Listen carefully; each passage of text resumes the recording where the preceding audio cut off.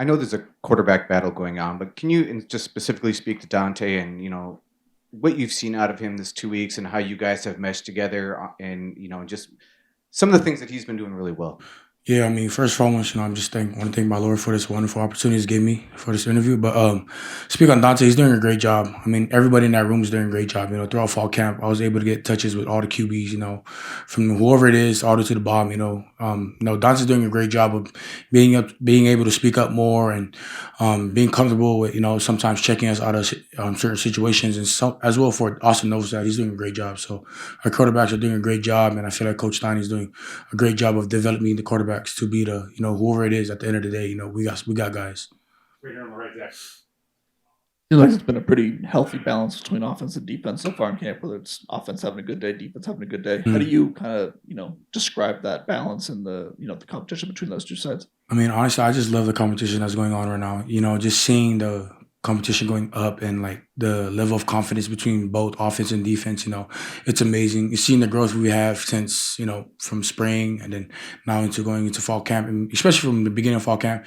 Obviously, it'll start a little bit rusty, but, we've been building off of that and building confidence and, getting guys to be able to strain and fight through those times when it's hard. In the back, Brett.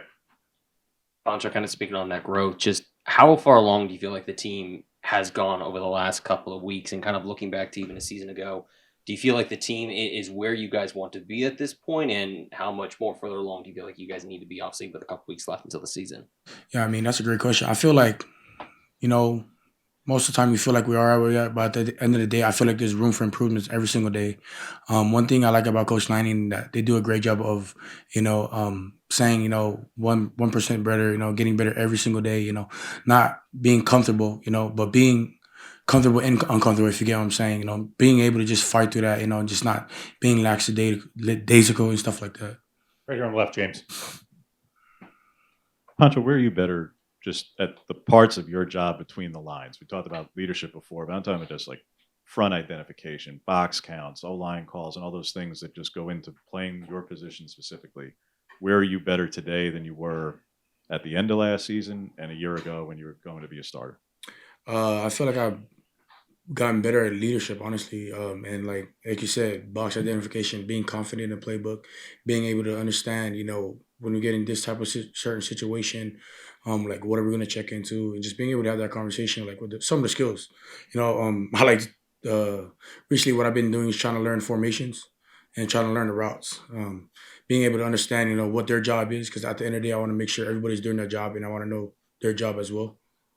On the right, Zach. You haven't been shy about wanting to follow in the footsteps of JPJ and try and continue the legacy that he built here. I was curious if you've been able to talk to him or kind of pick his brain over the past off season, the past year, and kind of learn what he. Yeah, I've been like I talk to JPJ here and there. Obviously he's a busy man. Shout out to JPJ. I'm obviously I'm filling in big steps. I've been saying that the legacy he left. I got to fill in some big shoes. Bringing that Remington back home. So that's the main thing that's on my mind. That's the main goal. But at the end of the day, I'm more of a team player. So as long as the team success go, I know my success will come too. Back right, Jack. Yesterday, Coach Terry said coming off of the scrimmage, it was all about reevaluating, just seeing where you guys were, being a leader on the line. Talk to me about where you evaluate the line as a whole and what you guys are looking towards coming towards the rest of the fall camp. Yeah, I mean, obviously, we go to the doctor every day, every week after every game. So coming off of that scrimmage, I think, like you say, reevaluating, seeing where the guy's at. I think the biggest thing as an offensive line unit, we're confident, we know what we're doing, we know our job. But I just feel like just having that juice, just being able to have more guys be vocal, not just me on the line. Getting guys like Isaiah World, Emmanuel, and Harkey and everybody else. Getting them to be able to speak up. They're coming in from a different school.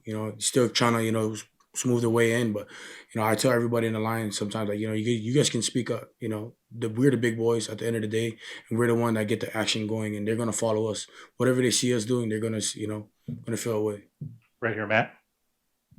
You touched on the leadership. How are you helping whoever it is at quarterback know the calls, understand the defense? Like, what's that back and forth, whether it's on the field or in the film room? How is that leadership progressing with you right now? I mean, yeah, it's been progressing good lately. sometimes I sit by Austin Novosad or Dante in the meeting room sometimes, depending wherever they sit.